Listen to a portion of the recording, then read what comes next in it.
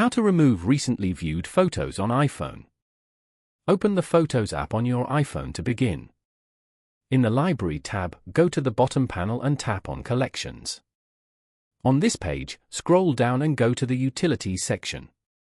Here, tap on Recently Viewed. You can view all your recently viewed photos and videos over here. Open any photo you want. Then, go to the top right corner and tap on the three dots.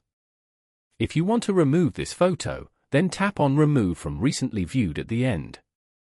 Tap on Remove from Recently Viewed again to confirm.